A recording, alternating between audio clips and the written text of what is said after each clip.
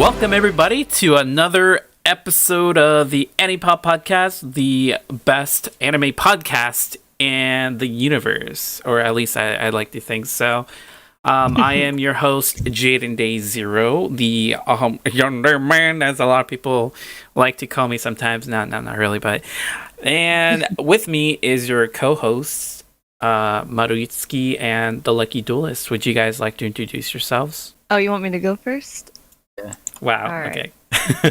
Wow, that's changing it up, I see. Ladies first, of course. All right. Well, I'm Maruyutsuki.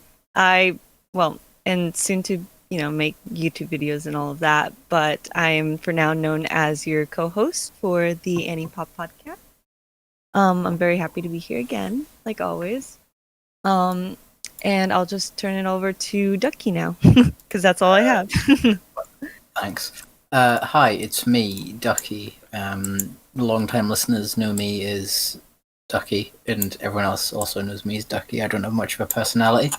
I'm not known for doing anything special, but I'm just Jay's sidekick. I'm the Robin to his Batman, and I'm happy to be here again. Yeah, and on this, what is it, episode 11? I keep forgetting the number episode, whatever. Yeah, but it's episode 11. Okay, so on episode 11 of the Anipop Podcast, the greatest podcast in the world, we have a special guest with us. Would you like to introduce yourself? Yeah, sure. Hello, everyone. My name is Ayiko. I am a J-pop futurecore music producer from the Netherlands. Of course, I make music related to anime, so I'm just another weeb like everyone else. So, thank you for having me. Yeah, it's a pleasure. Yeah, I'm excited. Yeah, same. Awesome. There's like a lot of questions I have actually, but... Oh, really? Yeah, because I'm pretty interested in what you do, but... Anyway, so before we get into the good stuff, usually we'd like to do this thing where we tell a horrible dad joke or just, a cringe joke thingy. I mean, I have a couple jokes in mind, but I don't know if Ducky, because usually he does it. He does the joke stuff, so I don't know if you want to do it or do you want me to do it, Ducky? Give me a joke. Thanks. So we've done this with other people where we have questions numbered 1 to 6. I've shuffled them this time because everyone picks 4. Good. So pick a number between 1 and 6. You're allowed to pick 4. Actually, my lucky number is 3, so let's go for 3. 3. Okay, 3. What's one country you've always wanted to visit and why? Oh, yeah, of course it's Japan, because I'm a weeb, so... Yes, of course. Man, it's gotta be Japan. Because it has to be Japan. It has to be. My music is, of course, related to Japan. Mm-hmm. I watch anime. I love games. I read manga. I can speak a bit of Japanese and read. And also write.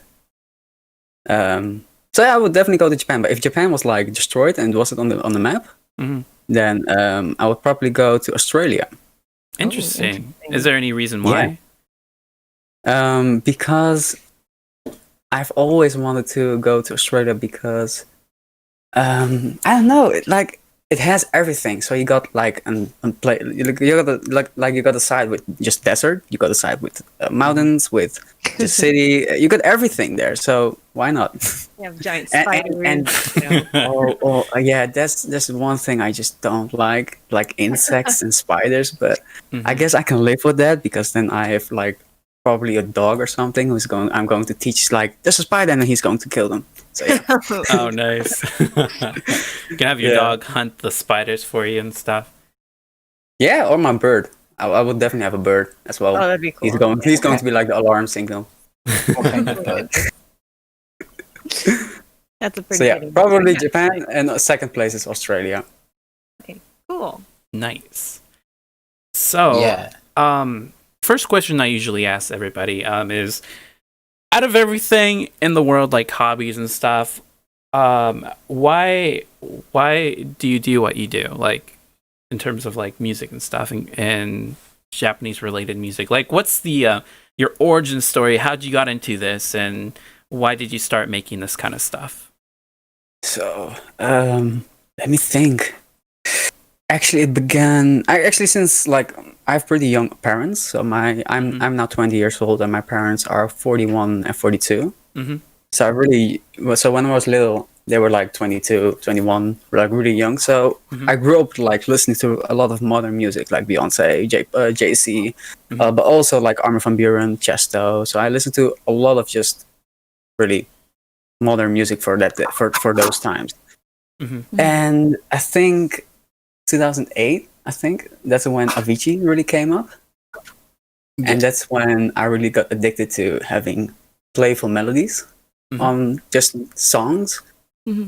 And he's always been a really good inspiration for me because I listen to him 24/7. I just really admired how he gave such an different feeling to songs instead of how like Hardwell did or Armin van Buuren and like Calvin Harris. You know, like Avicii had like always a story in his music, and that's what really got me into first of all house.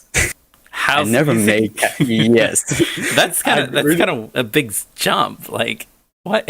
yes. I actually started with EDM, just house, just like the old school progressive house. So that's when I started. I was like 10 years old, and I had like a really old Vaio PC with like, I don't know, a 1-core CPU. I don't know what it had. And I got like the demo of FL Studio 10. And I was just playing with like, you got FL Studio, like that's the program I started with. Just pushing buttons, and all of a sudden I had like a clap, I had a snare, I had a kick, and I was like, oh my god, I'm Avicii. That's great. That's how it started. And like, it was never serious. But then, like throughout the years, I just practiced a lot of like playing with melodies, because melodies was like, I had like really, my chords were just so simple. Like I think a 6-year-old could make them, but my melodies were really important. So I was just playing melodies. And like I think I was 14, because I was still, like in those 4 years I was still into house and EDM. Because then I think 2012 and 2014 really Hardwell came up, because he became the #1 DJ in the world. So I was really into progressive house, and actually I was sending a lot of demos to Hardwell and Spinning Records, and what you got more? Yeah, you got like Hexagon Radio from Don Diablo back then. So I was like sending a lot of demos back then. And then Martin Garrix came in 2015. And that's when things really got interesting, because then he, I think it's called Forbidden Voices. That was his first track that he really made with vocal chops, like with playing with the vocal pieces of a song. And he did like that like it's a stagger chord. So he did stuff like that with his chords. And I was copying that. And I sent it to Spinning Records, and I actually got accepted. Oh snap! That's pretty nice. cool. Yes, I was also working not under Ayiko, I was working on other alias. I'm not going to reveal that because, man, shit is really bad. Yeah. Understandable. And I was actually accepted for 3 months, and in those 3 months, I think I had the worst time of my life back then in music industry. That was when I was making like stuff like Martin Garrix, but that was also the moment when Martin Garrix left Spinning Records, because he had like problems with the song Animals getting too much plays, and he didn't get paid a lot, and he didn't get all the rights, and they wanted me to become the replacement of Martin Garrix. So they wanted me to make music like Martin Garrix, but I still had my 8-bit sound back then. That was when I started making 8-bit songs, or the songs with 8-bit stuff into it. And they didn't want that, because Martin Garrix didn't do that. He had like straight up house stuff and making it his own. And I didn't do that. And they kicked me after 3 months. Oh dang, dude. Dang, that that sucks. sucks. Yeah. And that's when I had like a kind of breakdown. I didn't make music for I think a year. I was just watching anime, because that was actually when I started watching anime a lot in that year. And that's when, of course, anime openings got me J-pop, because those were songs like Avicii's. Like, it's not like Avicii's, but they gave you a feeling, they gave you a story with the visuals of the anime itself. And that's what really got me into making J-pop. And that's when I made Kawaii Future Bass, and I got into J-pop and now futurecore. That's how it all started, and I'm now producing seriously for 2 years, like really uploading stuff. And the years before that, so the 8 years that I've been making music, I was just practice and trying to be like the rest, getting into Monster Cat, getting into spinning records and stuff. Because I also did like in that period I did dubstep as well, dubstep, hard house, hardcore. I did everything actually, even trap, jazz, blues. That's why I can actually do a lot of different styles in my music, and really helped me out. And just in that breakdown year, I got into Japanese music. Really cool. You really went through a lot. Sorry? You really went through a lot of things before getting to where you are now and stuff. But it's really cool. That's true. Yeah, thanks. Actually, I don't find it really cool because Really? I felt like I was like that kid who always had like a big dream, and it kind of came true, but it was apparently the dark side of the moon, you know? Yeah. And when I got like the thing I really wanted to do, then I had nothing. Like I was Ayiko, and I had like 10 followers.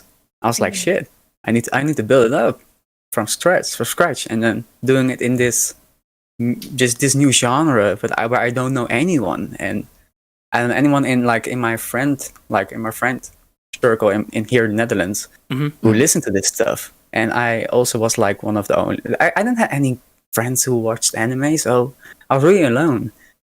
And that's when I didn't hear Dscourd. I think in 2018 I started having Dscourd, and that's when I got in contact with different artists and people who adore anime. And that's how it slowly started to becoming where I am now. That's when you slowly was engrossed in the weeb culture and how trashy it is, and yes, and I love it. The greatness of being a weeb. Yes.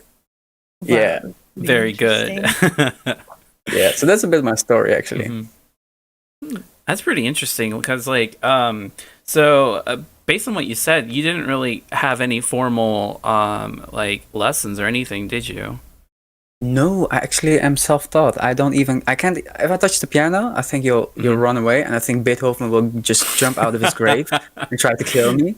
That's how bad my piano playing is. I'm practicing, but I now have a smaller room because we're now renovating the house, so I don't have this place for my piano anymore. Right. And I don't know anything music theory, nothing. Actually, all taught by YouTube. YouTube. Yeah, YouTube. Sounds like Jay over here. Sorry? Yeah, Jay also tends to watch a lot of YouTube to learn stuff. So I guess it seems like YouTube is just the best place to learn anything in general. So yeah, it gives you the basic information, and that's when you need to that's the moment most of the time you're watching a YouTube video and you're trying to implement it in your own in the DAW you use, like Ableton, FLC, it doesn't matter. And that's when you need to try to make the technique your own. And that's when most of the people are or quitting, or they're just hanging too much on that technique. Like it's a base technique that you can use as a guideline, and they try to do something else. Like if you see my projects, if I'm going to send it to a friend of mine, I don't know, Mirai, that's also really funny story when I work with Mirai, but that's an exception because he's also a chaotic person like me. If you just watch my project, it's what the hell is this guy doing? You can see the pattern into it, but you just don't know what I'm doing because I use different techniques from YouTube and then tried my own, and now it's Ayiko style. I've listened to a couple of your tracks, and it sounds really cool and unique. I don't know, man. Thanks. Actually, about that, have you ever been reached out by chance, by a convention or anything to perform as a special guest? No, actually not. Really? No. Huh. I feel because from listening to your music and stuff, it just seems like you would kind of be good fit for something like a performance at a anime convention and things like that. I would actually love to be featured on Anime Expo or something, but I haven't been asked because I think my music has been growing last year, I think. So, Mm-hmm. and of course, last year, like in this year, it's such a weird year, like coronavirus. So, Yeah. Oh yeah. so nothing could really happen. I know that the singer I'm working with, Choco, she actually performed in 2018. Mhm. She performed at an anime convention, and she was singing our song. So that was really sick. Oh really? Wow, that's so cool. Yeah, so that was really sick, and like people were like, from Hatsune Miku, they have like those light bars, like the glow sticks. Oh, yeah. Like the whole crowd had stuff like that and just dancing. It was awesome. Dude, that's Wow. great. I was That's like, incredible. no, Shoko, why didn't you tell me? Let me just fly there. Yeah, that's But good. yeah, I've never been asked. But when I go to anime conventions here in the Netherlands, Mhm. I'm just like, I'm just crying inside because how bad the music is. Oh, Ooh. That sucks. Yes. Would you say in that case that what you do, the type of music like J-pop and stuff like that, isn't that popular where you live enough to where it's actually good enough? I think they just don't know me here in the Netherlands because most They of my listeners are in United States and in Japan. Mhm. And I also saw in Indonesia are a lot of listeners. So there are not a ton of listeners in the Netherlands. And I also didn't try to like reach out to them. So I think if I did that, maybe I can get a chance. Because like there was just one guy like just sitting on his phone, just playing YouTube playlists. So my they goodness. clearly don't have any knowledge about it. So You could have gone up there and be like, "Get out of the way. Let me show you how it's done." yes. See, I would love to, but I think they just don't know me. And actually, like the last 3 years, I think anime has become a real thing here in the Netherlands because every year, there were like coming extra anime conventions, like every month. Oh, wow. So That's yeah, really so cool. yeah, we had like back in the old days, I can say now, 2019. There were like anime conventions every 2 months, and then it went slowly becoming every month, like a new one. But because of school and stuff, you just can't get into it. Right. Yeah. So there are a lot of conventions here. So I just think they don't know me. That's Oh, crazy okay. because usually you don't see a lot of anime conventions in Europe or anything like that. Because at least from what I've been looking online, because I usually go to this website where it shows me a list of all the anime conventions, and it seems like anime is kind of this really niche thing over there compared to the U.S. or Japan Definitely, and Indonesia and yeah. stuff. Yes, definitely. That's true. But I think what the thing is over here is like you have got a lot of conventions, but they're small. Mm-hmm.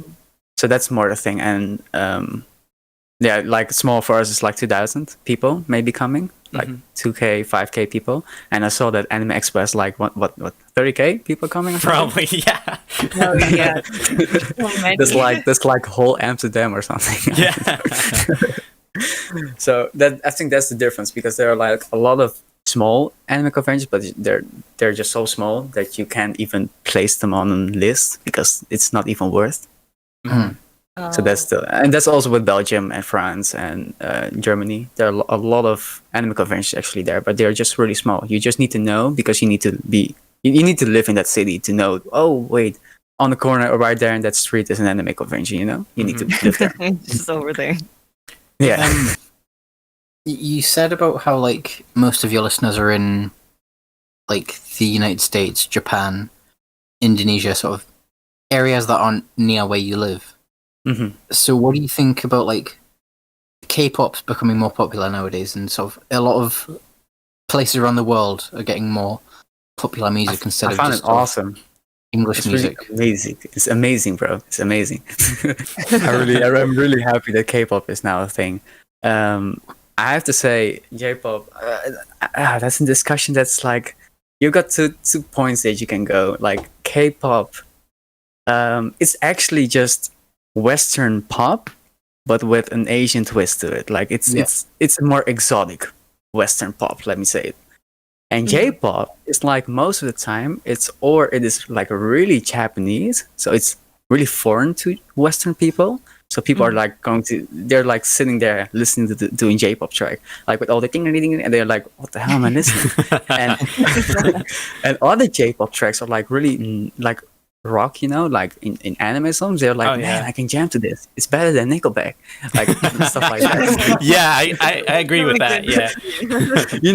Yeah. And then there are other J-pop tracks like my track, and there are people like, you need to dig it because like it can give you nostalgic feelings, like my track with 8-bit stuff, or you can have tracks like, I know, You Know Me, or from Psyche, that are like crazy hard. You're like, man, I can party all night to this. So I think it's just, J-pop is so wide. Like it's Japanese pop, but you can have like there are different phases of J-pop, and K-pop is just Western pop with such Western exotic pop, and that's more likable. And also, they're pretty boys, they're pretty girls, they can dance. It's nice to watch. That's also a thing. And I'm really glad actually that it's now getting bigger, because if you're going to search for K-pop, you're eventually going to go to J-pop, because it is next to each other. Like you can't go wrong. If you're listening to K-pop, like most of the people I know, I don't know about in America. I know in the Netherlands here, when I say to people like they're listening to BTS or I don't know, Blackpink or stuff, and I'm like, oh wait, but did you listen to Tsuyu? And they're like, wait, who's that? Is that also a K-pop song? I'm saying, no, that's a J-pop artist. Wait, the J-pop? They only heard the pop, just the J and the K. You can just say S-pop. Doesn't matter if it's pop. And then they'll just check it out. And then all of a sudden, I had like 8 friends extra who listen to J-pop. So it is just I think it's really nice because it's a way to go to J-pop. And I think J-pop really makes its way to the Western world because of anime, so you can get automatically into it. Yeah. Seems like it's a good like introduction to like the other forms of pop, pretty much. Yes. I have to say, I feel sorry that J-pop wasn't earlier than K-pop, because I think K-pop is there pretty long. I think it's now over here like 30 years K-pop really exists, or maybe longer. Like they weren't really that huge, and they didn't have like small English words into their songs. It was like for full Korean. Oh yeah. And J-pop always had like small English pieces in their songs, and they were like also very early. So I think it's just Korea just played it really well. They just had pretty boys, pretty girls, and that's what got them to where they are earlier than J-pop. That's interesting. I think it's also the visuals. Yeah, for sure. It's the visuals, because if you're watching to a K-pop song, you automatically love it because the visual, the production of the video is just so good. And when you're listening to a J-pop song, you just see a group of people just slamming their drums and guitars. Yeah. And or you see an anime music video. So you're easier to watch the K-pop video than the J-pop song. But I just wish J-pop was first. Which one would you say is your most favorite out of those genres? Like, would you say like J-pop or K-pop? I love J-pop because it's all started with me, for me. But I actually really love K-pop. But I prefer J-pop because it has more feeling to it, and I feel like K-pop is just, like I said, just exotic Western pop. And J-pop is still uniquer, so that's why I prefer it more. J-pop's more of its own thing, and K-pop's just sort of capitalizing on Western music. Yeah, indeed. And J-pop is never. It's like some songs in J-pop are like based on Western music, but most of them not. Yeah. Like they have their Japanese taste to it or Japanese sound to it, and K-pop. You hear it's K-pop because they're speaking Korean. But if they're like singing English, I think you wouldn't get the difference. Yeah. There's I think it's a BTS song has been like in the charts over here, and on the radio you can't tell it's K-pop because they sound perfectly English. Yeah. Oh, I think I know what you're talking about. I don't know what it's called. I've never paid attention to it. It's just been on the radio at work. I think it's the one called Dynamite. They just released it. Yeah, it's Dynamite, but they sing in Korean, right? They don't sing in English. There's an English version on the radio. English. Yeah, it's actually in English, all in English, which is pretty interesting. You're like, what is this? No way, they like play here the Korean version on the radio. Really? Yeah, here in the Netherlands, just the Korean version. I didn't know there was an English version. Yeah, I think. Yeah. Well, I don't know if there is a. I didn't know there was a Korean version for that one because I knew they were applied both. for the English one. But that's even smarter. That's way better to just hit people with their music. Damn, that's great. I don't know. It's kind of funny that, you know, J-pop and K-pop groups are starting to release their music on the West in English as opposed to their native language. Because you know how the whole Gundam style, I think that's pretty much where it kind of started everything in 2012 with that. And everybody started discovering like K-pop and that kind of stuff.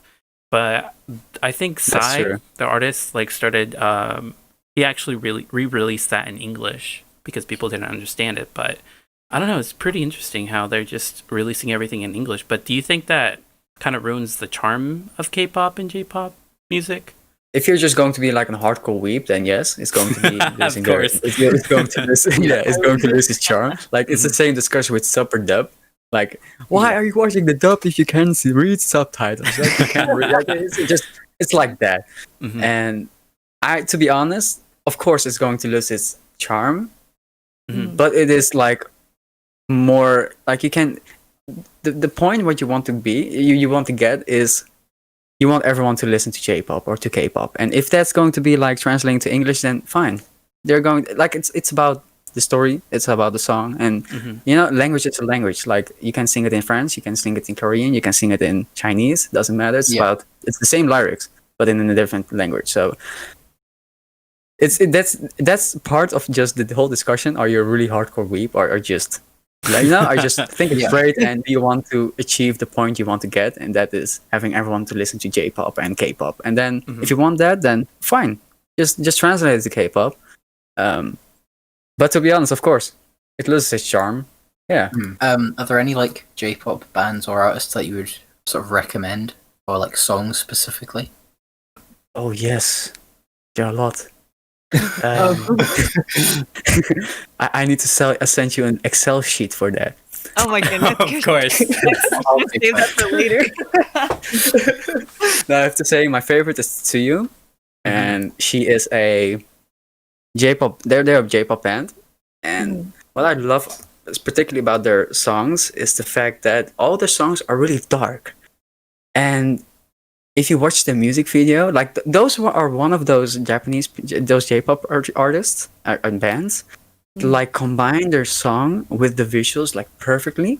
Like you can see on their videos that they don't like spend $10,000 or yen or whatever on their music videos. They don't. Like it's a simple music video with just really nice art and having the lyrics, but then different art pieces of the same like content.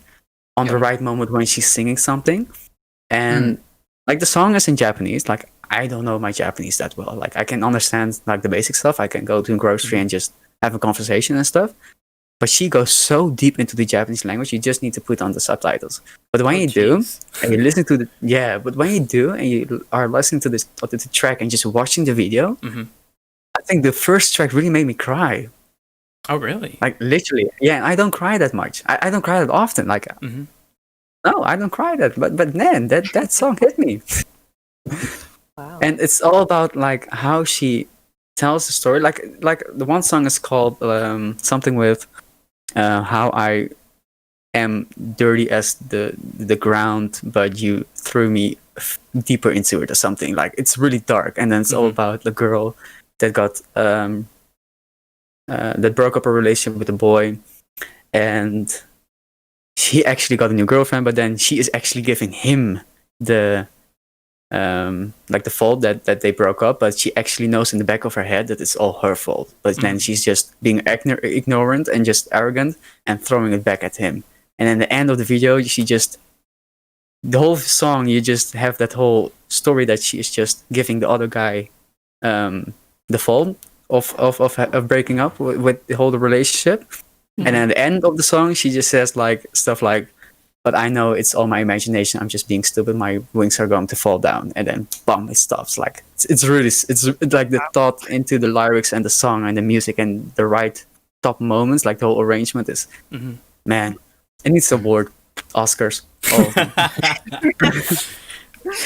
Are there yes. So, are there any like other artists besides like, you know, that kind of style, like house and that kind of stuff? Is there anybody else like you listen to actively? For example, for me, I don't know if you know this composer, which is related to like video games and stuff, like Yoko Shimomura, from who does a lot of the Kingdom Hearts stuff. Are you like, do you listen to that, like background music, that kind of stuff? Like Oh. instrumental? Yeah. Yes. I am a classical head. I listen to I don't know if you go on the YouTube channel. I think it's Soul of Wind, the Soul of Wind of Soul, and they just have like playlists from like 3 hours, 8 hours, 5 hours, just playing piano, just piano music. I love that.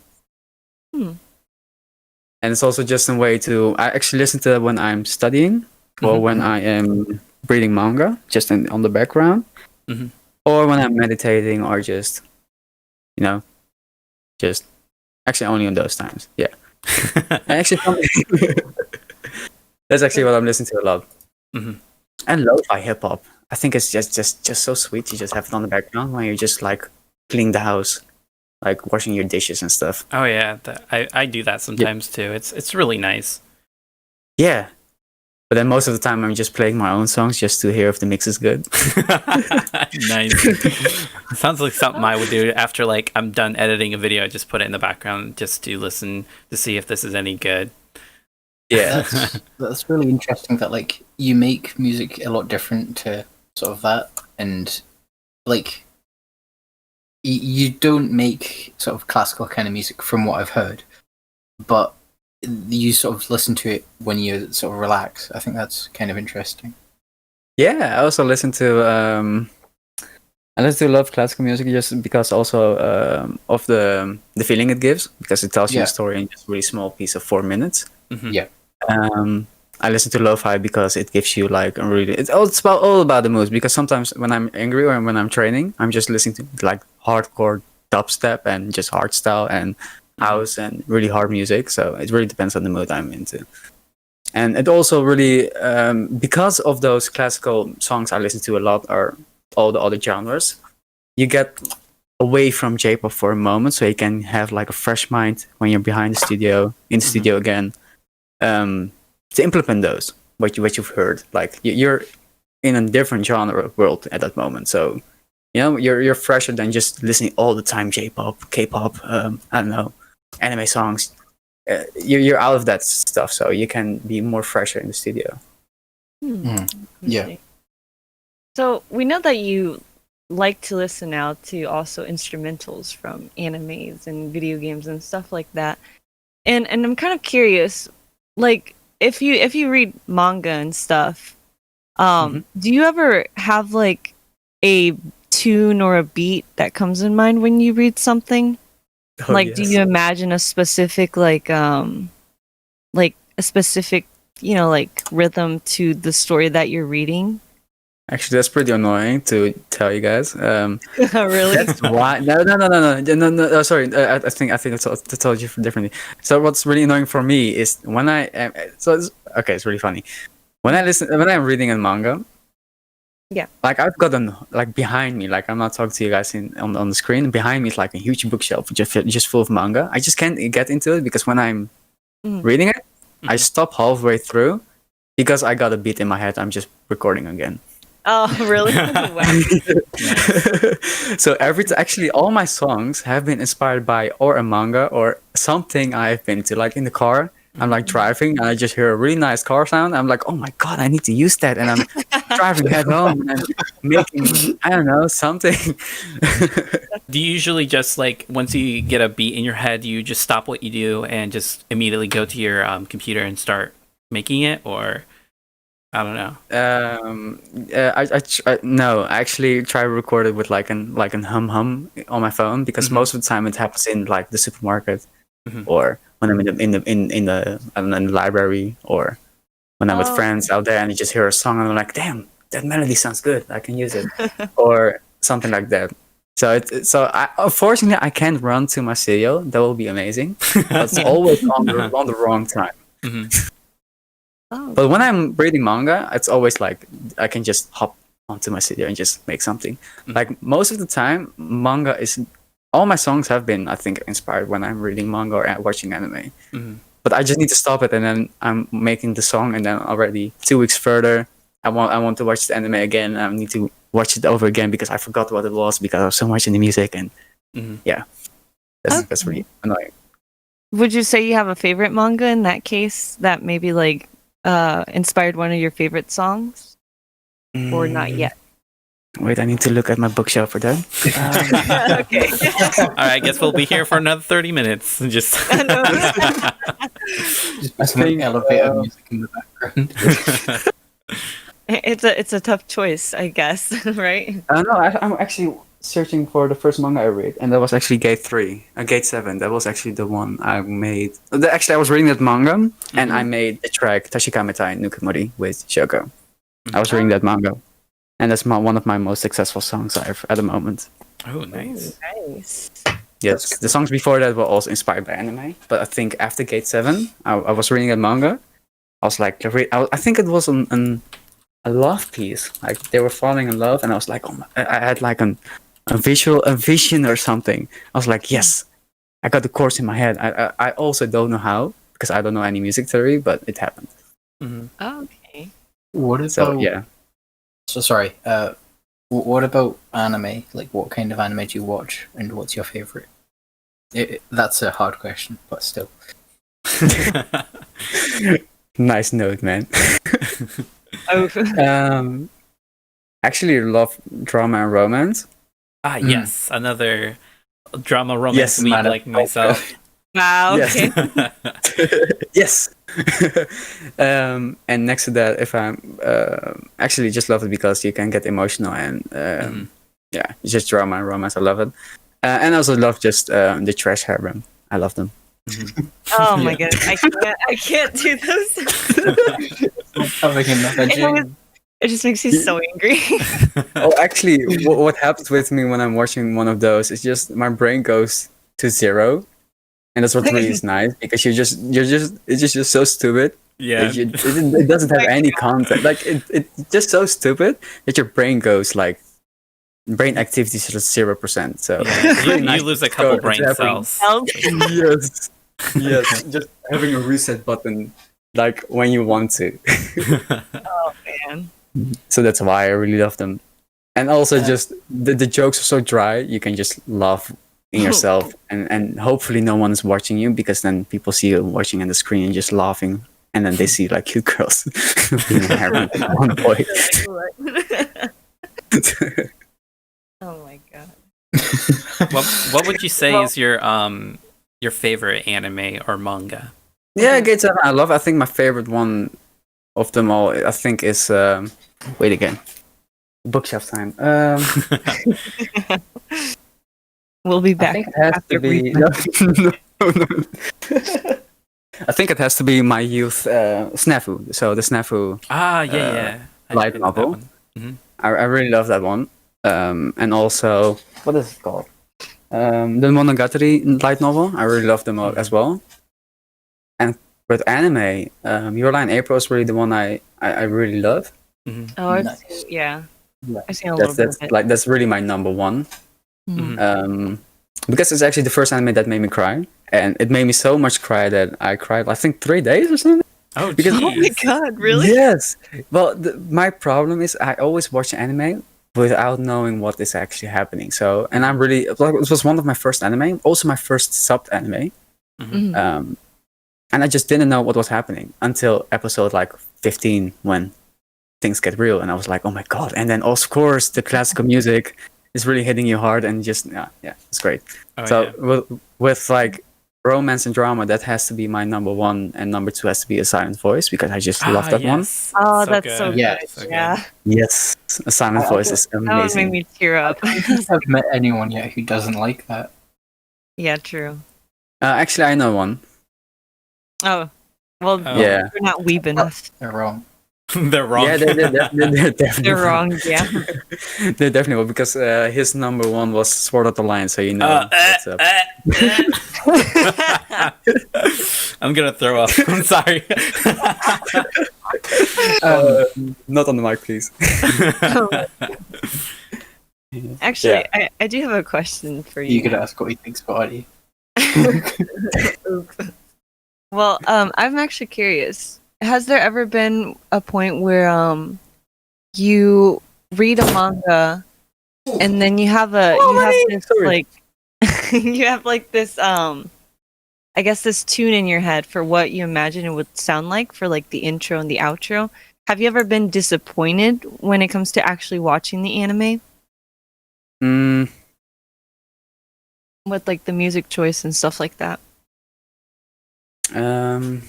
Yeah, I have been. I just can't come up with the anime it was. There are like a couple of them. Like, of course, those are always the ones like those trash anime ones with the harem. Those are most of them that have that. And I watched a lot of those, so I just don't know the name. Wow. So yeah, I've definitely had those moments. Yeah. Oh, sorry, I hit my knee. Oh, are you good, man? yeah, that's why I was screaming. Sorry. Oof, man, that sucks. Oh, yeah. Yeah. So it's one of those trash harem animes that had like those bad intros and openings and endings. Yeah, and also really bad OSTs. Just bad. Oh god, yes, I know what you mean. Yeah. I just don't know which anime it was. I don't know anymore. Like on my anime list, I have like over 100 days of worth of anime. Just awful. So I kind of want to ask you a question that's kind of on a personal side or personal level. Sure. Does like in terms of your like friends and family and stuff, do they know what you do and stuff like that? Actually, when I say someone is a friend, they really are a friend. So, like friends of mine are like a handful. I don't have really like I know a lot of people and I like a lot of people, but I don't have really that many friends. So my really friends like know what I'm doing. The people I know and really like or just talk to frequently, they don't know. And of course, my family, they know because I love my family. My cousins, my nephew, my aunt, they all know. They just don't know what I do. They just know I make music, but not what kind of music and how many followers and what kind of streams I get. So they just know, oh, he makes music. It's all good, really awesome. How's music going? Yeah, good. Okay. Then something else. Are you afraid that if somebody finds out or like that kind of music or the the anime genre kind of stuff? I don't know how it is in the Netherlands where you live, but would you get? Are you afraid of like getting like looked down upon or that kind of stuff? No, not at all. Actually, no. If they don't accept the fact that I make music like that and like music like that and stuff like content like that, then they don't accept me as a person. So then I don't see any worth in being with them. So if they can't accept that or they are going to look down on me, then I know just what kind of persons they are. They need to if they really are someone who care about me, then they would accept that. And if they don't, then I don't want anything to do with them. So I'm really easy with that. That's good. So when someone finds out, like apparently, like like in my breaks, of course, I am watching my my status, like how many streams I got, how are the followers, are there any comments I need to comment on, because I watch them all. And I comment like most of them, not all of them, of course, but most of them I comment on and always see them. And when someone like I think it's been never at one time it happened that someone was like, "Yo, what are you watching?" But then most of the time it's just saying like, "Oh no, I'm just watching this YouTube video," and that's it. I never really tell that I'm the music producer of this song or something. But if it happens to be, then and they look down on me, then I'm really easy with that. Understandable. And I'm curious about that. I like since you don't tend to kind of reveal your like what you do, as in like music wise, like the stuff that you make.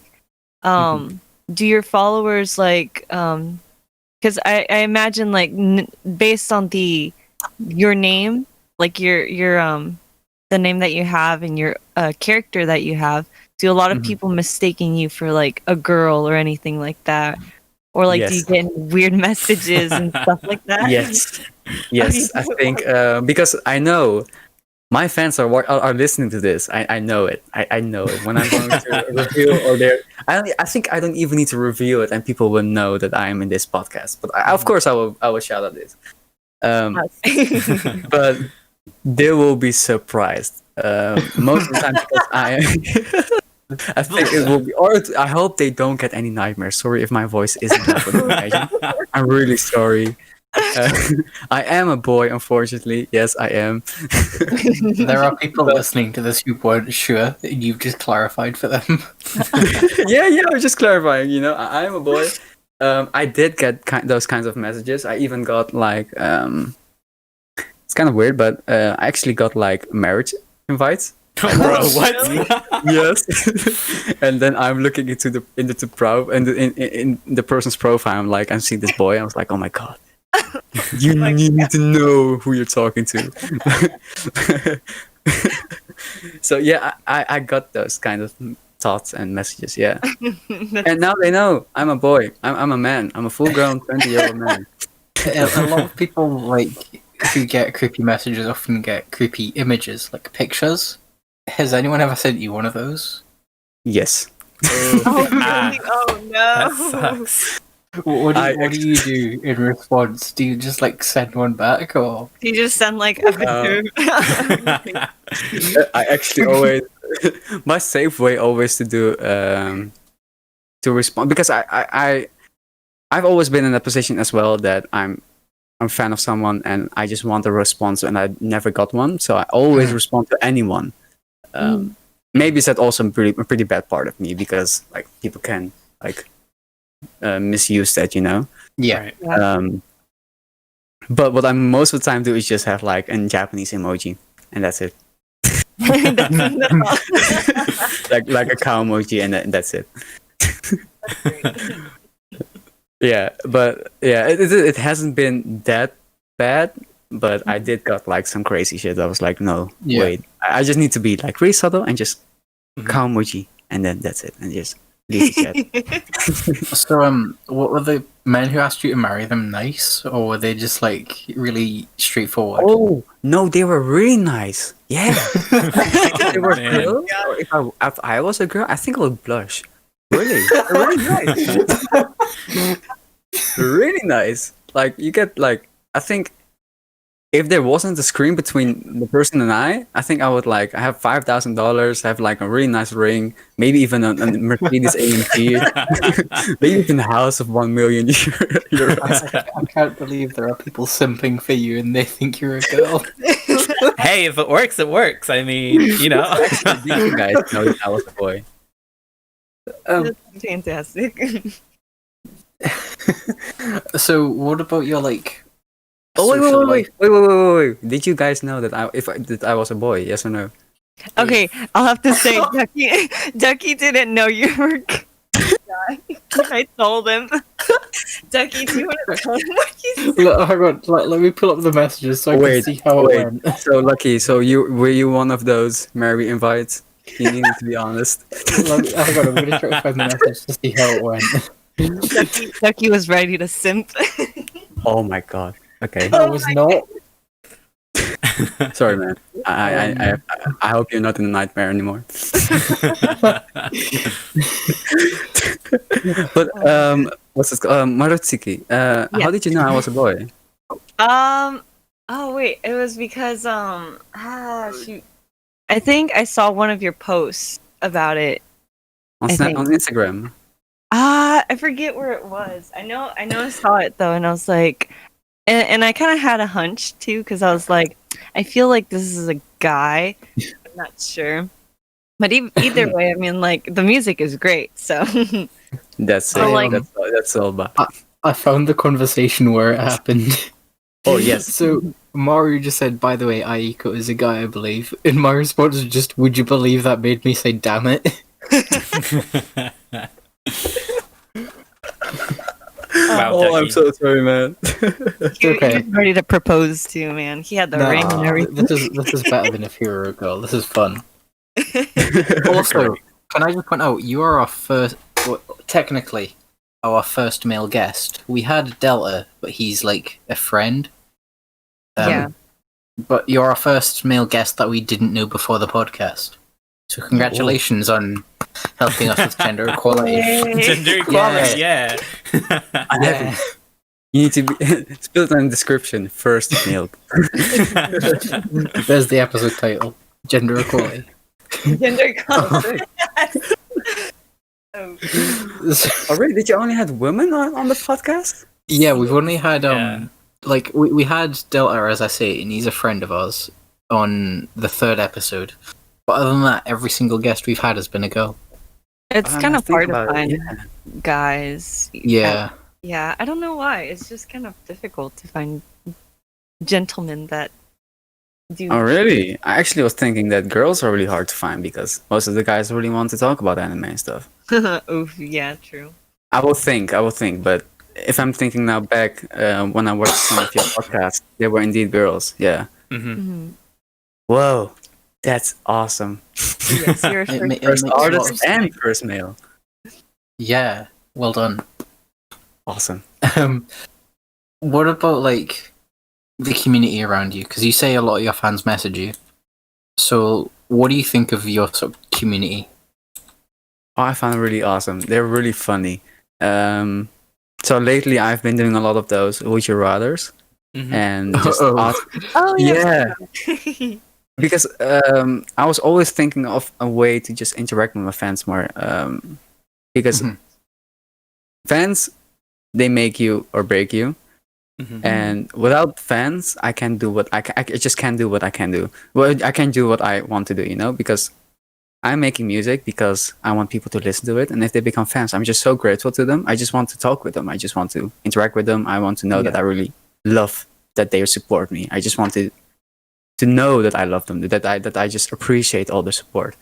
And then I'm doing Q&As on stuff and do Would You Rathers and have like small, like that's the least I can do, and respond to their messages even if they are marriage invites. Yes. Smallest thing I can do.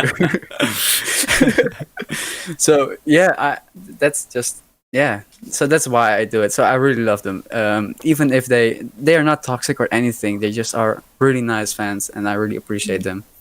And I really appreciate just anyone, even if they're not fans, you just happen to just listen to my song and be like, whoa, good. But they don't know who Ayiko is or something of how they were called in their language, because I've heard different Ayikos, because it's actually Ayiko, and I heard Ajiko, I heard Awaiko, I heard Awaiko. I heard most of them. So even if they don't know who I am, I just appreciate it that they listen to my song. So I just appreciate it. I just can't thank them enough. Mm-hmm. Well, I'm glad you have a very positive community, and it's nothing too bad, like toxic, except for the marriage invites. But at least they're nice about it. Those so- aren't Well, toxic, they're those are very really nice. nice. yeah, they're they're really very nice. nice. And actually, I really appreciate it. It's just I am a boy. I just can't.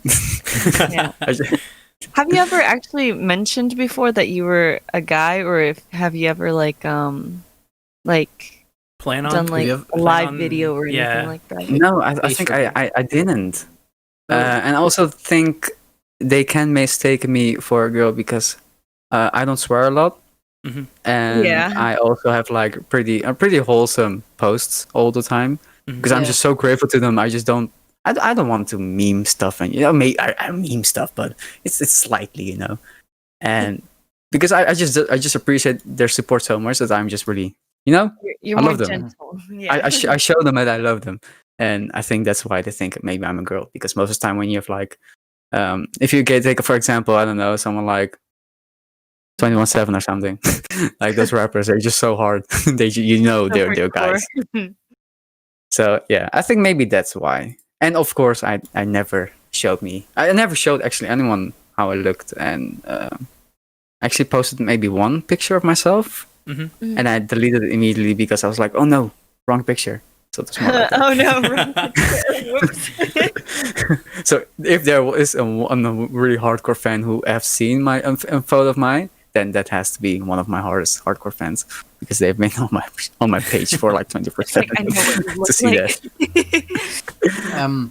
On the topic of like social media and posting things, what did you like start off with for social media? Like, where did of course, you start SoundCloud. doing everything? So, I had a feeling that would be the answer. That's where a lot of musicians start. Yeah, it's SoundCloud actually, because that's where you start just dropping music for free. Yeah. Spotify back then in 2016 wasn't that easy and just a big platform back then. Yeah. There's always like iTunes and SoundCloud, and I don't know, like the last year SoundCloud just broke down because Spotify is like building up so hard. And so yeah, it started out all with SoundCloud, like releasing free downloads. Having free download in your title, it really works. Yeah. So yeah, it started with SoundCloud, and then I think with really interaction with people, it's always been Instagram, because I think I just don't understand Twitter. I just don't know how to.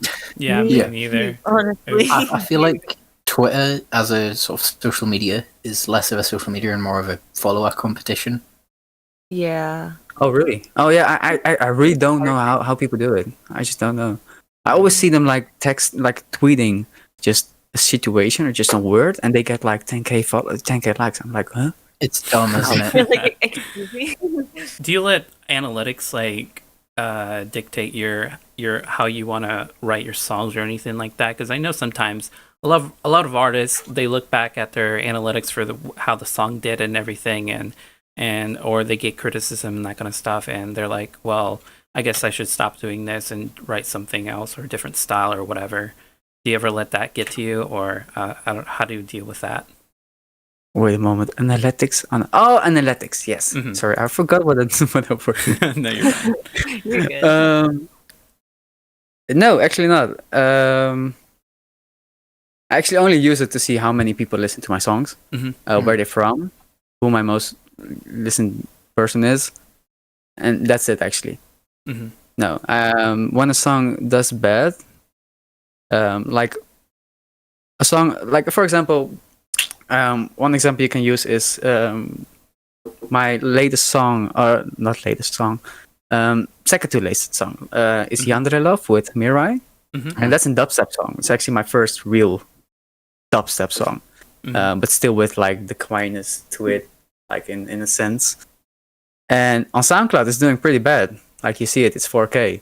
But on Spotify, it has almost 100K. Like I'm already on 70K streams. So if I'm going to watch that, I'm like, if I'm going to focus too much on my aesthetics, then I need to delete it on SoundCloud and keep it going on Spotify. I'm like, no, because there are still people.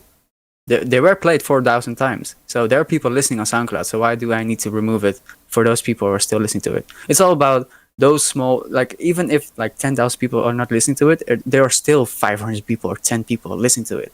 Why delete it for those 10 people who are really appreciating your work? Yeah. Interesting. So it's more like that.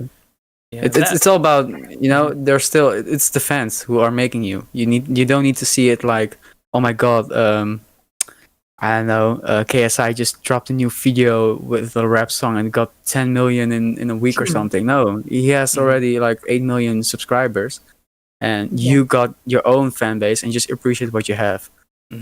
And that is what I think has more worth to it than having those 10 million. I think I would be more proud to just slowly build those 10 millions than have like 10 millions in one go, just based on a song that I need to delete because 10 million people like only that song. That's when you're going to have like that twist of, is music still fun? Because then you're only focusing on what people want, but do you also want it as an artist? It all started as you as an artist because people love your sound, your music, because you are making this. And yeah, sometimes like Avicii even Avicii doesn't have all his songs like are the best. Like there's still a couple of bad ones, but then you don't listen to them. But the other ones are great. Do you think sort of you do what you do not because people want it, but because it makes you happy? Yes. Yes. Yeah. It like, does make me happy. Yeah. So if, say for example, you had Spotify the other day when I looked you up said something about like 24,000 monthly listeners. If that instead of being 24,000 was just 24, would you still keep doing what you do? Yes, there are still 24 people listening every month to my music. Right. And I would have just the faith in those 24 people to make it 24K again. make Ayiko great again. Oh my God. Hashtag, we gotta start the hashtag. Make Ayiko Yeah. I mean, it's still MAGA, so it works. Yeah, it is. Oh my God. A Oh, Dutch yeah, guy it is. a Dutch guy did hack his account. So.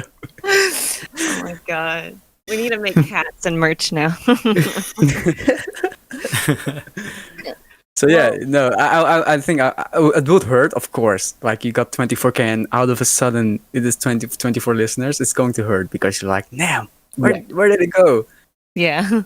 But yeah, that's why you need to have like that stopping moment to just take a break from music for a couple like days, maybe a month, and just think through it again. Like, are you still happy? You know, you just think through it. Otherwise, you're going to make drastic changes to your music, and you're going to make stuff like you're listening to now because oh my god, that is trending now. I need to do that.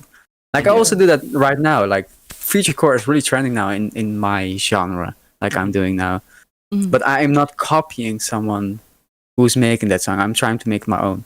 And of course, you are going to practice by copying something, and you're trying to make it your own style. Like it always starts with copying. Because of copying, you're going to learn your own style. It's with everyone. Yeah, that's true. Do you ever finding like when you're creating music, do you ever find it like mentally exhausting, or do you find it affecting you mentally, and like what do you do to kind of help with that besides taking breaks, of course? Watching anime. Anime. Of course. Yes, it does. Especially when you have like deadlines. Each time I'm now releasing more music and having more collaborations because there are a lot of music coming up. Like there's a lot of coming and pretty big projects actually. But they got deadlines, and that's when things get more hasty to you and you feel the pressure. Yeah. But actually, I'm really proud to experience the pressure because like 1 year ago, I didn't have any pressure because I wasn't collaborating with anyone. I didn't have a fan base to really like thrive for, and that really makes me feel really happy because I got the deadline because I am working with someone who's pretty big, and I got fans who are waiting for new songs. So yeah, it's pretty hard on you, but I always try to see the positive side on it.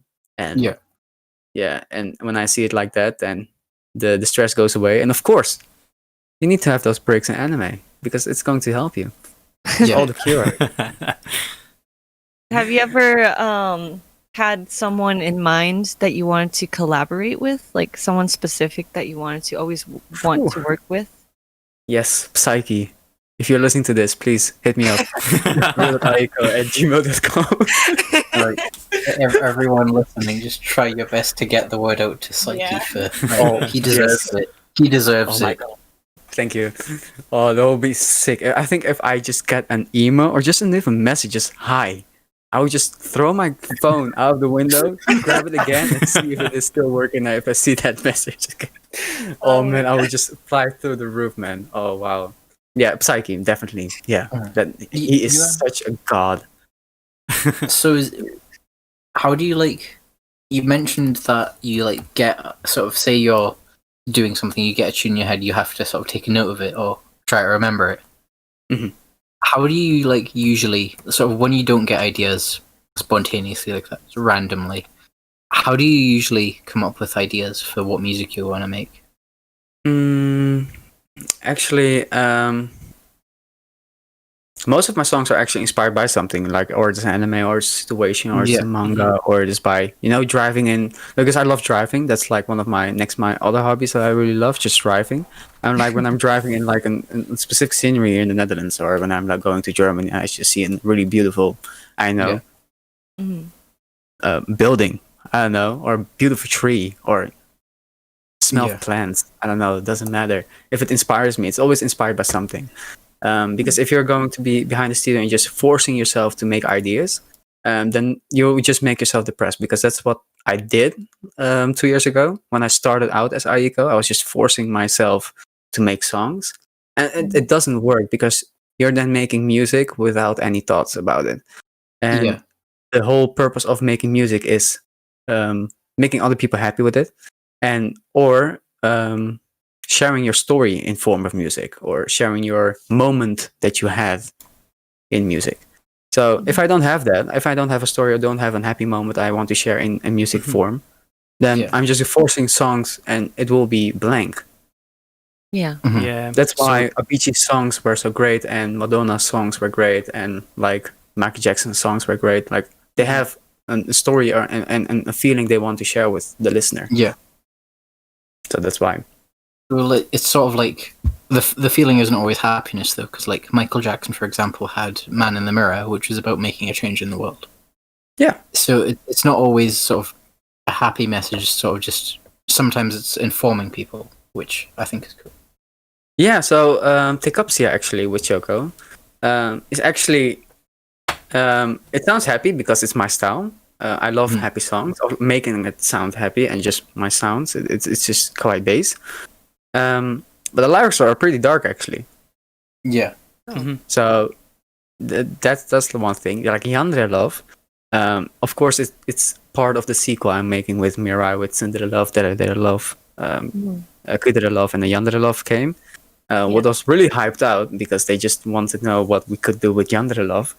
But the inspiration of that was I'm also a martial artist. I was just in this tournament and I lost. And I just made dubstep because I was angry. That's great. That's great. So yeah, it's again an inspiration point. And then I was like watching again Mirai Nikki and some other trash yandere animes, and then I was like, yeah, okay, I got the kawaiiness into it as well, and I'm going to refer to that. Oh my goodness. So yeah. Go ahead. Sorry. Sorry. So going back to the whole collab thing, like I'm kind of curious, how does collaboration work within the stuff you make? How does that work, actually? Yeah, like does one person mix it together once the other person finishes making the thing, or you mean like how collaboration in music at all works, or? I guess I don't know. So how do you do it? Yeah. Yeah. Well, it really depends on who I'm collaborating with. So Cinderella Love actually, we started that as a meme. It was just a joke. Because we're both weeps. We love anime. We love tsundere. Because we're talking about like Yukino from Snafu. We're talking about the girl from what's it called with like all the blonde hair girls we're talking about because we just love those blonde hair tsundere. And then we were just like, so we just started out and we're like, yo, bro, let's make a song at 200 BPM. I was like, heck yeah. Oh. And then the song Cinderella was made. So that just started out as a meme. And like my other songs with Choco, it starts with the context. So Tashikamitai Nukamori, I actually made the whole instrumental because I had an image of the song. But it wasn't finished yet. So I only had like the first verse. I had only the intro and the verse. And then Choco heard it and then she was like, yes, we need to do it. And then she made the lyrics. I was working on the instrumentals. She was saying like, let's try this with the lyrics, because then I'm completely like finished the song in like one day. And she was like so mind blown what I did with the last drop that she was like completely changing her way of singing, and then she just made this the like the song it's now. And I think with Cloud Candy, I also made a song. It's called, I think, Cosmic Plaza. That one actually was like what you truly see as a collaboration with other artists. Like I started with, he started with like a rough idea. Then he sent it back to me. He was like, it's a bit rough, but this is what I came up with. What do you think of it? I was like, heck yeah, let me send it to me and let me do my stuff on it. And I did my stuff on it, and then I got onto a point where I was like, I don't know what to do anymore. So I sent it back to him. He was like, oh no, I can work further on it. And then like when you go like that, because you know you're on the same page, then the song was like finished in 4 days or something, 5 days, because you got the first idea, you have the same image of the song where you want to go, then you go right back and front, and then with mixing and stuff, it's just a matter of like rock paper scissors, just who wants to mix for this time and who wants to mix for the next time. Oh, It really depends, because I got another collaboration that's coming really soon, and I actually said like, let me mix the song, let me master it, and you just let me just cover that, and it's like, oh, all right. Do you guys, when you collab with other people, do you guys ever have disagreements or anything like, oh, I don't like what you did here, you need to change it, or any of that kind of stuff? Yeah, but that's needed, because you want the best song you ever can. Like every song, you need to have at least 100% effort into it. Right. If you want 115%. So if you're not happy with one note, then you really need to say it, because otherwise it's going to stay there and you're not going to be happy with the end result. So it really does need, you really need to say if you don't like something. But if it turns out to be a fight, that luckily, I'm knocking it off. I hope I never experienced that. But if that happens, then that means you're not on the same page, and you can't really collaborate, because collaboration is working together. So if you can't work together on a song, then you need to stop the collaboration. Okay. In my opinion, because critics and it's actually giving each other feedback, because you're trying something, but because you think it doesn't sound like that good in that way, so we need to try something else, and you're giving a suggestion. You need to be open for that, because you're collaborating. It's not a single. So it also depends on how your mindset is. If you're only like making singles and you're having a first time collaboration, and you're only focusing on what you want in your image, and you're not open to what other person wants to or has ideas to, then just make a single. Don't collaborate. But most of the time it goes well. Always, like you're collaborating because it's fun, because you're having an extra pair of brains there, and it is a mixture of two styles, and that's the whole awesome thing of collaborating. That's why every collaboration is like always hyped up, because you got two fan bases going together, because the two awesome artists are working together. That's really awesome. And if they're a bit disappointed, because they're always fans that are disappointed, you always got dislikes on your videos. Right. They're always like that, but you need to see it like 5 dislikes over 4K likes. What are those 5Ks? Like, if they don't like the song, that can be their taste for that song, but maybe the next song will be added to those 4K. So it's all a matter of how it goes, but yeah. It's all about your mind. Sorry. Sorry. Yeah. No. Oh, that was my last word. I'm just thinking, like, you mentioned earlier about how you don't know much about music theory, or like how to play instruments or anything. Does that ever make you feel like? Do you ever hesitate because you don't think, like, you think you need to be able to do that? Oh, it makes it easier. It makes it easier. Yes. I'm really I'm really envious to the people who actually know their music theory, especially on piano stuff, or just music theory at all. I just don't know it, and it really makes it harder to do the whole music thing. Because all the chords I make, apparently it's like a C major or something, but I'm like, oh my god, I just figured out I'm Einstein. But apparently it's like 5,000 times. So that's a bit annoying, because sometimes with like the good part of using music theory is you can use it to make something even greater, even uniquer. And when you don't have music theory, you're figuring out new stuff for yourself, but apparently it's already solved like 4,000 years ago. You know, so that's the whole thing. So it makes it harder, because you're like, oh my god, I can finally play D sharp major, but or apparently no, not even that. You don't even know it's D sharp major. You just sound like, oh my god, this chord progression is amazing. I can use that, and of course you use another melody, you use another bass line, and it sounds like a totally new song. But other people are going to say, oh yeah, really nice D sharp major. I'm like, how did you know? So yeah, it just makes it a bit harder. So I would love to know music theory. I'm truly open to start learning it. I just don't know where to start. That's the whole thing. So I'm trying to learn slowly about music theory. So yeah, it does hold me back. because of that, do you feel like you have like imposter syndrome? Because I know a lot of times, like some artists like Imposter myself, syndrome. huh? What is imposter syndrome? Sorry, man. That's some high-tech English. Oh, No, it's like here, let me explain. So it's like it kind of goes into what you didn't formally learn how to write music and that kind of stuff. But you feel like it's like when you feel like you should know this stuff, but because you don't know it, you feel like you're not on par with other artists like that actually know it. Or do you feel self-conscious because of that, or I don't know? sometimes, yeah, sometimes.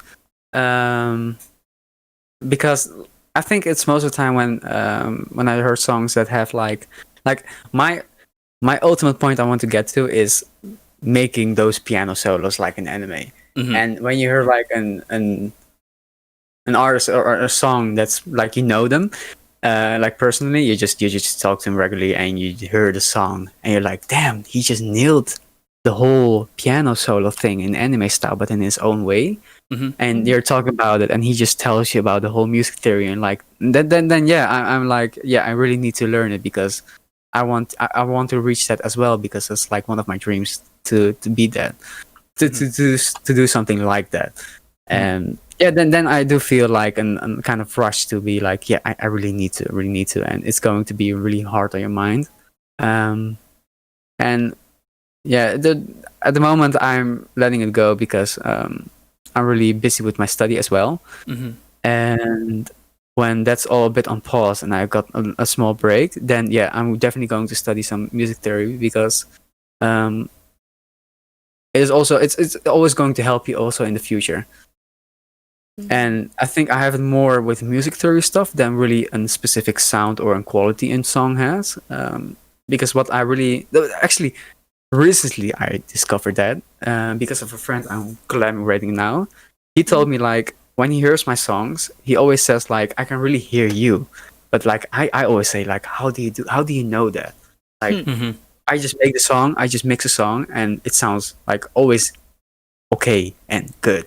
But Mhm. this song from this artist is always like top notch, and that's when I had like that the thing you told me that you could want to rush because you think that the song is always better. You need to keep up with them, Mhm. and then he says like, you don't need to do that because people are actually trying to be like you because they think your quality is like top notch and stuff. Mhm. And then he said like, that is actually the style the person has. Mhm. And if you're going to copy that, then it is not going to become your style. It's going to become his style that you're implementing. Yeah. And that really made me really notice about the fact that you don't need to really rush things through if you hear a specific quality. Maybe like indeed like music theory, like everyone can learn that. You just need to have like the motivation to do it every day. So that's something easy I can just acquire by spending all the time on learning it. Mhm. But like having like, if I hear a song from Psyche, I'm like, oh my god, I really need to do something like that. Like I can do something like that, but I'm not going to copy the quality he has and the same sounds and the same drum pads and stuff, because that's his style. I'm not going to touch that. I want to make it my own. So that's when I got like the difference between that. But I didn't have that for a long time. It's actually recently that I really discovered like, yeah, he's right. I was like, thank you, man. Really appreciate that piece of advice. Have you ever felt like maybe a song wasn't good enough and you just decided to kind of like toss it to the side instead of keep going with it and stuff? Oh, all artists have that. Yeah, that's what we call like. Have you seen those memes with the guy having his hands with the girl, and then he's always watching off his shoulder to the other girl? Yeah. Oh, yeah. And then it's always like he's holding the hands with the girl, and then the girl's face is like the project you're working on, and then the shoulder over is the new project, the new idea. Like every artist has that. Yeah, everyone. You're just tossing away those whips, those works in progress. Because you just those are sometimes those ideas you just feel at that moment, but you can't continue it because you just don't feel the idea anymore. You don't have the content or the context, there's the vision or the image to finish it. So yeah, you just that. throw it away, and then someday, like, my latest song actually, Meridian, it's a song from 2017 that I rearranged and just remixed, just everything redid. I just used the same chords and then made a whole new song. So it always comes to, you can always use it someday in the future when you're 105 years old or something. Doesn't matter. You can use it. Sounds right. Have you ever thought about like including your own voice in your music, or do you feel like it's just better if you just keep doing what you do already? Actually, I don't know if my fans know this, but in some songs my voice isn't there. It is. Oh, I guess. Yes, but I haven't heard that yet. So much. They don't know because they think you're a girl. No. In my songs with Shoko, it's 100% her. Okay, just in solo, in singles, or in Cinderella, in some songs, I've used my voice because I want a specific percussion. Because I like, I don't know, maybe a pen sound. I'm not going to slam pens here in my house because my mom is going to think that I'm crazy. So I'm going to implement a pen sound with my voice or something. I don't know, with on a laptop or I don't know, piece of glass. I don't know, and I'm just going to change that. But really singing, I have a horrible voice, so no, that's not going to happen. I think that's also why a lot of my fans are now going to have nightmares because they just now 100% know I'm not a girl because of my awful voice. So. It's okay. How do you usually know who to collaborate with? Actually, Sorry? How do you know who you want to collaborate with? Like, do you have like do people usually just message you? And like you're like, okay, well, yeah, we can, collaborate, or like, do you usually message them? Actually, I only collaborate with people I know and I'm friends with, or the ones I actually really love their music of. Actually, like I haven't collaborated that much. I've only collaborated with Mirai, Shoko, Cloud Candy. Who else? Yeah, that's actually it.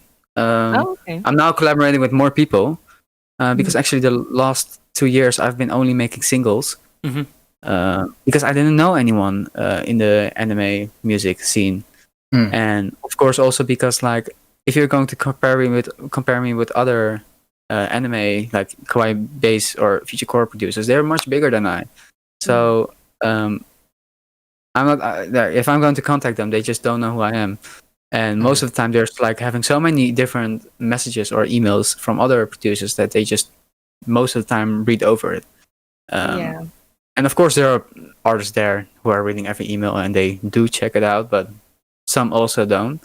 I haven't sent anyone a message like that I don't know. Most of the time they're just friends I know or people's music I admire. And I get in contact with them because we follow each other. We're commenting on each other's songs. And then out of the blue, we found each other on Discord or on Instagram or Twitter. And we're like, yo, what's up? And then we're just chatting with each other. And then a collaboration comes up. Because I think that's also a way to go for a collaboration. Because then you got the bond with each other. You know the person well. You can be on the same page so you don't have fights with the song. And of course, you need to like each other's songs. So I'm not going to collaborate, even if I have like a really good friend, but I just don't feel his style in my songs. Or we can just go crazy and just be like, screw it. We're just going to try something really crazy, and something beautiful can come out. Or you're just going to stay friends and be like, for this time, I just don't feel be honest. Like honest is like the best way to go. Like lying is going to take the longest route. So you need to be honest about that. But at this moment, I haven't collaborated much. There are a lot of collaborations coming. I'm working on a lot of collaborations now. And those are all friends of mine. So that's why I'm really happy with. Oh. So and I love their music. Go ahead. Sorry, Ducky. Go ahead. You only collaborate with like friends of yours. How do you think sort of doing music has sort of impacted your social life? Like, do you think you've noticed your social life away from the internet, like the real world, sort of suffering, or is it just sort of the same? Oh, you mean that my like my music life is interrupting my private life? You mean like that? Like, Yeah. do you think they're two different things, and sort of like, or do you think they're very close to one another? I try to separate it. Yeah. I try to. Sometimes it doesn't, but I try to, because when I am in the studio, I'm Ayiko. I'm with my friends. I'm the producer who makes the weird anime weeb music that everyone loves. Yeah. And outside, when I go to the supermarket, I'm another person who is a martial artist who does this, who does that, who loves driving, and but I'm still deep down, I'm still Ayiko. So when I'm with friends, of course you can see Ayiko, because when I'm with friends, I'm just going to drop die hard at J-pop, man. I'm not going to listen to weird Calvin Harris or Taylor Swift. No, I'm going to jam some Suzu and some anime openings.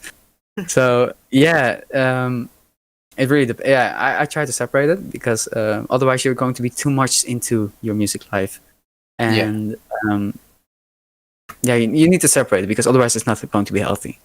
Yeah.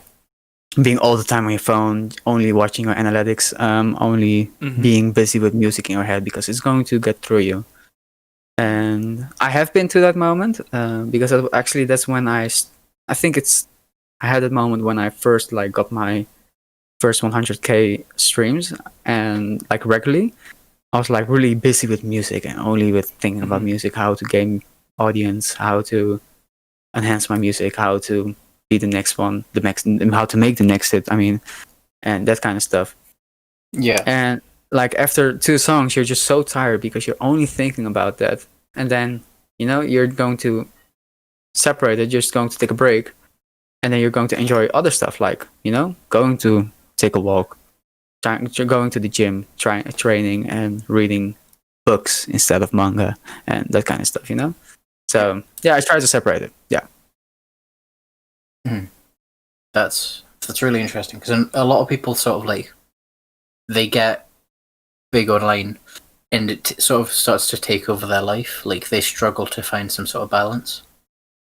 And it's interesting to see people who manage to do that. Yeah, it was pretty hard. I think the one who really made me through it is the death of Avicii. He's always been my idol. And when he died and I saw his documentary, his movie, it really shocked me, because in his situation, music took over his life and he wanted to step out of it and, not being a DJ, but only being a producer, but still have like some Tim Berglin time, as Tim, instead of Avicii all the time. And people didn't let him, like his manager and stuff.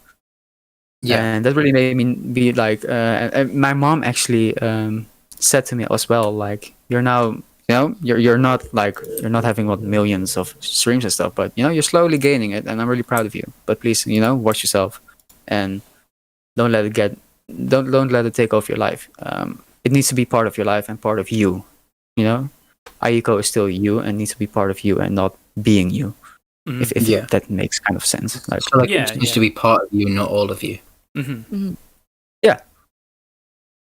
It's just like Ayiko is you, but like like music always started as a hobby for everyone, and when it becomes serious, that's amazing. Like that's a dream coming true, and then it is going to take over your life, but you need to have those break moments. And when it is going to take over your full life, then you don't have those break moments because you're taking a break as Ayiko, the music artist. So when you're going to sit on a bench in the park, you're going to think about the next plan to do something about this or something about that. And sometimes it's really good to do that, because when I have like finished a song and I'm done with the song and I'm going, I'm like, when I finish a song, or when I'm working on a song, I'm always like really like 24/7 in my room, just making the song, making it perfect, collaborating, calling with the person I'm collaborating with, or doing my administration, because you of course need to plan the release and stuff. and then you just need to step out of the house because you're just getting sick of those four walls around you. And then you just need to take that break and just step out of Ayiko and be your normal self who is going to do some groceries, cooking something at home, and just be outside and just, do something else, or be in the house and just, do something else. And just be like turning off that switch as Ayiko or as an artist, wherever you are. Mm-hmm. But sometimes you got those moments when you're like thinking, like you're working on a song, but it's just not working out. But you got the time to work on music now. Like I don't have autism, but I have like maybe a gene of autism in me. Mm-hmm. That I just have like I've split my day or my week. Like this day in this hour, I can just fully work on music, and this day, this hour, I just need to work on school. This day, this hour, I just need to train. And I separate, because otherwise, if you're going to combine it in all day, you don't have any time. Because I also have like a family over here. And a little brother and stuff. So, I need to separate my time. Otherwise, I'm just busy with music and other stuff all the time. Mm-hmm. So when I'm in that moment of just music, and I'm just thinking of like, how do I need to do that? Then I'm just going to step out, just go for a walk and think about how I can fix that. So yeah, it's two ways. It's two ways. You got two ways of it. Like it's still part of you, but you don't want to take it over fully. Like I really can't explain it that well. I hope I got the point over to you guys. Yeah, I think well, for me, I understand what you mean. Yeah. Explaining. Awesome. I actually have a question. So, when it comes to like your content being online and stuff, what are your thoughts on people just like taking your music or something and using it for their own stuff? Oh, for the YouTube and stuff. Yeah. I found it really interesting. I really love it because, of course, they have to love my content to use it. Otherwise, why are you using it? Right. And seeing my song in like an Osu gameplay or in an anime compilation or something, where it's just funny pieces. It's amazing to see that because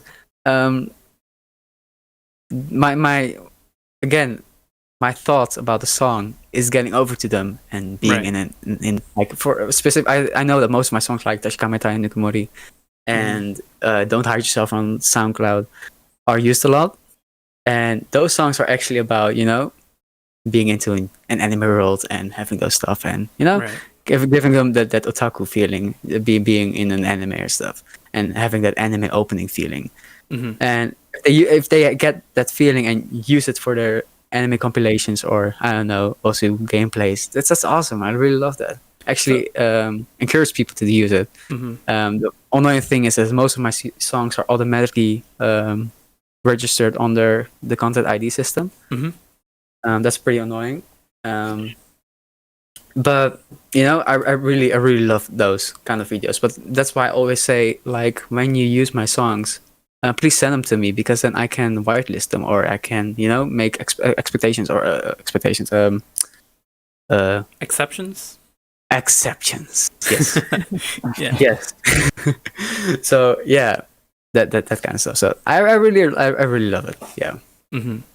Okay, so because I know a lot of artists, whether they're a YouTuber or a music artist or like an artist as in they draw stuff, usually a lot of them are despise it when other people use it without asking, or just Without using it being in general. Yeah. That's true. Like in my situation, all my fans have been, or at least all the people who are using my songs have credited me.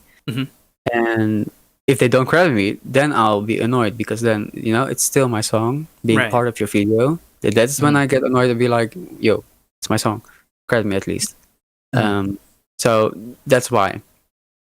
And especially with artists who are drawing, like those artists, that's why also on my Instagram I try to shout out as many as awesome artists I can find, and share them with fans I speak with who are just texting me or something.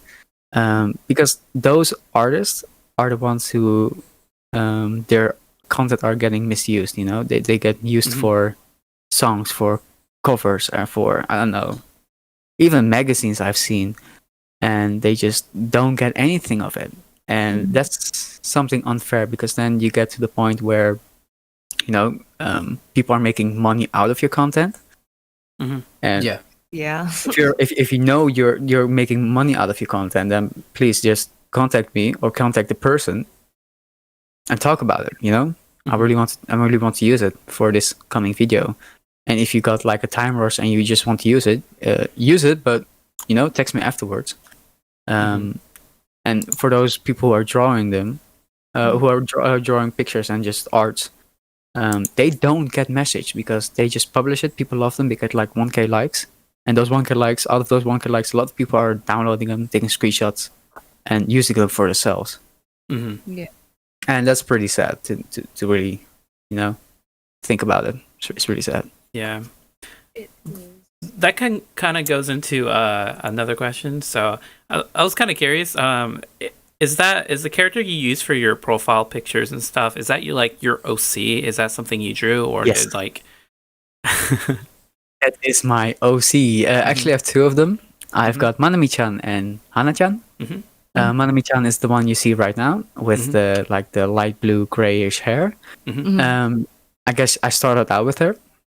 And Hana-chan is like the second OCI that joined the Ayiko harem, because that's what I actually Nice. that's all what it started with, because I'm going to start my harem. Of course, yes. If you also see my Instagram, you can see like the harem of Ayiko, and you see Manami-chan and Hana-chan. So there are more characters coming. And so they are OCs, yeah. Do you draw them yourselves, or do you commission others to do it for you? Oh, I wish I could draw them. No, I commission people for them. Yeah. Actually, funny story. At first, I think if I'm going to tell this, I think people will notice it. My first couple of songs with like Manami-chan especially were done by one artist. It's called Kotatsu-san, or actually for me it's Kotatsu-kun. And he's a Japanese man, the Japanese artist who made the art for me. And that guy he's one of the most wonderful people I've ever met. He's really amazing. And the funny thing is, actually, I asked him about just doing art for me. And actually, like the first couple of arts, he just made. Like I didn't even ask. He just made them. He just made like for 4 tracks. He just made the covers without telling me. He just loved the way. He just loved the thought of making an OC with me. And you just could see the passion and just the love for making art with him. But just unfortunately, lately of his own job, he's now only focusing on specific art pieces, like from ReZero and from Fate Grand Order and stuff, just to gain his audience, because those audience are really loving those kind of arts. He's just really focusing on that because he just got so little time to make artworks for me. So now he stopped doing commissions and working with me, unfortunately. I still have contact with him though. And now I've got another guy who is doing it with me. And he actually made the artwork of Meridian with Hana-chan on it. And it's a guy of 16 years old. I think I gave him a shout out on Instagram, so you guys really need to check him out.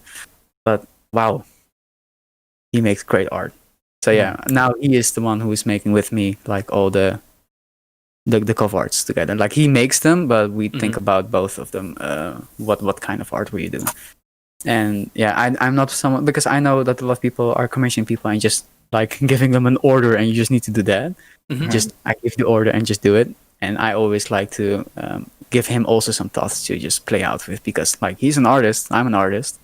He has ideas, I have ideas. So it's also a collaboration. So that's really awesome, and it's on long term. So I really love it. That's pretty cool. Yeah. So the harem of Ayiko is going to get bigger. Yes, the harem. Oh my gosh. So the name Ayiko, that's sort of like your persona, like your alter ego. Have you ever thought of changing it? No, actually not. No. No, Because I know a lot of people, like, they take a name and then along the way they sort of evolve past sort of the reason they have that name. Mario's a good example.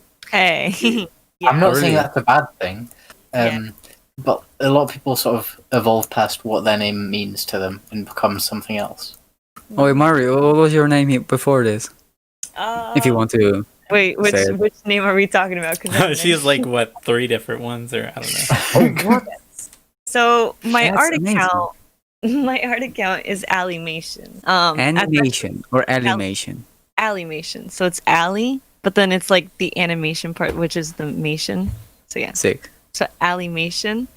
Actually, that's also how I ended up finding you because I followed you on that account.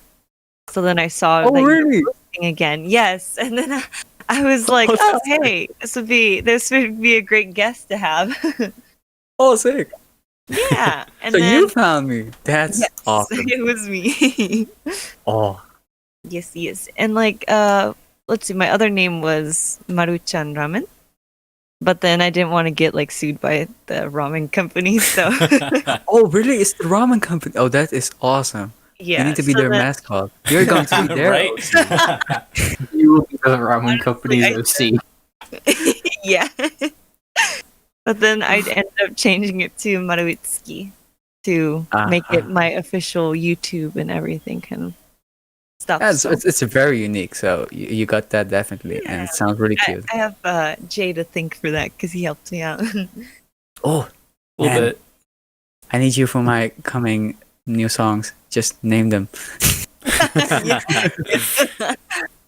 He gave up a good name, so I was like, dang, He's really I like the name, so it's good. Mhm. It's very good. Yeah, I would be very proud with that name. Oh Yeah. yeah, I am. I'm just gonna get YouTube videos out finally. So, oof. Oh, But yeah, but yes, I did kind of move a little bit. I still have the first name that I mentioned, but for like overall everything else, I just used the third one. So, Hmm. it's just easier. awesome. So, in terms of content and that kind of stuff, have you ever thought about like doing other stuff aside from like music? Maybe like music videos or like I don't know, just like videos in general, or are you just mostly focused on just making music? Yeah, I'm focused on making music because I just love making music. I just love it so much. I was thinking of doing something like YouTube on the other side, Mhm. like next to it, just having like music videos and stuff for my songs. That would be great. Mhm. But no, I'm not going to reveal that. Okay. It will be coming soon. Yeah, I was thinking of doing maybe Twitch, but I just don't know what to do because I love gaming. Mhm. But then again, I don't know what to do. Become was like, a, yeah, become a I just- VTuber. Yeah, I was about to say. Become a So- VTuber with your OCs. Yeah. Oh, That would be yeah. yes. But have like a manly voice. or you can voice over my character. So that's also a really good idea. Oh, I mean, if you want. Pretty good on Twitter. Actually, don't know how they do the whole VTuber stuff. Actually, I was thinking, Maritsuki, your voice is excellent for being a VTuber. Oh, really? Oh, no. Yeah, it's really awesome. So you should do it. Just do it. More I actually kind of thought about it a little bit. VTubers are the future. You need to do it. Yeah. I've been They're thinking of doing maybe Manami-chan as my VTubers thing, but I know you need to have like Oculus sensors and stuff and equipment and Oh, really yeah. really good graphics card, and I don't have a really good Oh. graphics card. I've got a good graphics card, so Yeah, I actually kind of Yeah. looked into that, and it can get kind of expensive depending on what program and stuff you want to use. So it can get kind of just pricey. do it. Just do it. You'll be great. Just wait until I save up some money first, and then I'll see into it. I'd Sick. be really bored of YouTube, but my OC is just me. Yeah, it's a duck actually. No, Ducky. that's my familiar. Thank you very much. I was about to say it could be a duck with your face on it. That sounds like, That'd be sounds terrifying. like a Junji Ito thing. Yeah. Well, you never know. It could work. It could Yeah. work. Oh. No, I would definitely say I feel like you should try like maybe like making a VTuber thing. You never know. Maybe as a guy, because you don't usually see guys as like VTubers and stuff. So I think it'd be pretty interesting. I think I'll just convert my voice like 5 times to make it really beautiful, and then I'll definitely do it. Just make a really sexy deep voice, and Oh have my like God. the really cutest Manami-chan. That'd be great. I'm going to play some Doom. That'll be fantastic. Oh, I'll think about it. It's a really good suggestion. I'll think about it. yeah. It'll be I really have good. I have a friend who does music live on Twitch once a week, so you could try that. Have Sorry? your own little party. I have a friend who does music on Twitch once a week, so like Whoa. you could try that. Yeah. Yeah. Like The thing Yeah, is, like- actually, when I make music, like when live with someone next to me, like first of all, I've never done that, but like I tried it for the fun because I was thinking of doing music on Twitch. So I just had my little brother next to me. I was like, just be like my only watcher, just asking questions throughout the song, throughout me making the song just from scratch. Mm. I just can't. Yeah, you think it'd be a I- distraction?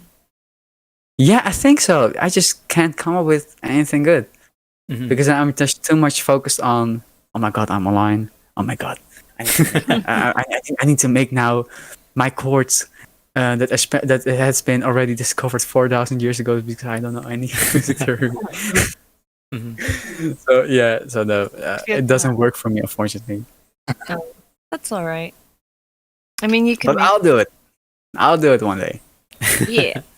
One day when you feel like it won't be a distraction for sure. Ayiko, the VTuber DJ. Yeah. So, do you have any before we close out the podcast? Do you have any like future plans or anything you want to announce, or just want to like down low key, be like, yeah, I'm working on this thing or whatever? Be like wink wink. World domination. Yeah. Keep my socials up because my YouTube is going to be really sick soon, Mhm. Oh, and my nice. Spotify is going to be blowed up. Oh man. So that's going to be my wink wink. And yeah, I'm really active on Instagram, so just feel free to just see me on Instagram because I'm watching you guys. Mhm. And on YouTube, if you're just commenting on my songs, I'll see you guys. Oh, nice. Look at that. Yes. I'll So make yeah, sure- so my YouTube is going to be blowed up soon. So Mhm. just make sure to already see Sure. that. What's your Instagram? Okay. My Instagram, real_Ayiko. I followed it. Oh, sick! Thanks. Oh yeah. Nice. Do make sure to follow it. To Yes. stay Everyone up. follow Ayiko because he's cool. Mhm. Thanks. If I'm okay to ask this, what kind of car do you have? I have an Audi A4. Oh, that's cool. My sister has one of those. Oh, sick! Yeah, I'm actually tuning my car to make it the RS4 with my dad. So I'm now actually already changed up my catback system. I'm going to remap my ECU. I'm going to put some body kits on it to make it RS look. And then I'll be the hottest boy in the hood. Yeah. Are you Yeah, gonna put boy. anime girls on the outside of Yes. the car? I'm just jamming my anime songs. Yeah, dude, that'd be sick. Oh my I'd goodness. like to make the eyes and make the gorilla Nahigo face. And then there you go. Actually, I had one awkward moment when I was like going to the big city in Amsterdam, and I was in the same car, and I just had my catback system. I think it was like 2 months ago, and I was jamming. I think I think I already had the song of Rent a Girlfriend, Ah, yes. already, like, It's, Good no. song. the opening. Yeah, and I found it. I was just jamming it because it was the first time I heard it. Mhm. And I was in the garage. There were like a ton of beautiful ladies over there, and me just being in that really loud car. Like it is an R8 sound, so hey, it is pretty sick. Mhm. But then I got like 2 huge subwoofers in my Oh, in my man.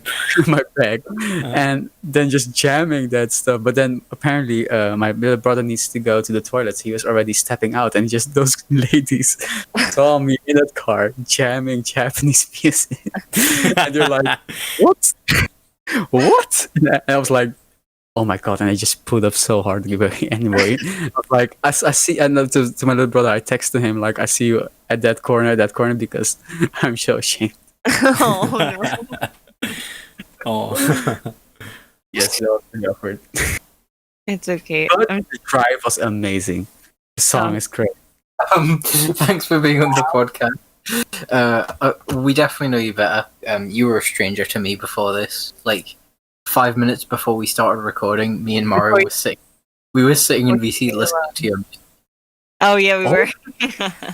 Sick. And which one which one were you listening? I can't remember the name. Wow, how dare you, Ducky? Dare you? Cinderella. I can't remember. The one with Meridian, Oh yeah.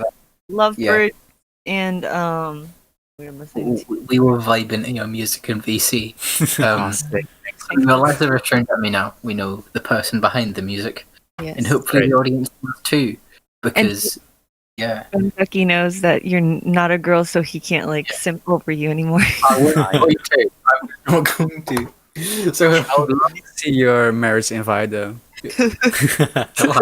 eventually. So yeah, everyone listening, make sure you follow Ayiko because he's great. His music's fantastic. Check him out on Spotify and Instagram, And but YouTube. also and YouTube. But also check us out on Spotify if you haven't already, because we try our best to be consistent with podcasts. Mhm. Follow us on Instagram, and I think we have Twitter now as well, Yes. and Yeah. Facebook. Yes. Facebook, because Jay's an old man who set Facebook up. Yeah, guys. Youngsters can Twitters and We have Facebook, Instagram, Twitter, the big three. Mhm. Like and follow us on those. Stay tuned and see when we have new episodes. Thanks for listening, guys. Yeah, thanks everybody for listening. Yeah. All right. Hope you guys enjoyed it. Yeah, Thank you. bye. Bye. Bye. Bye.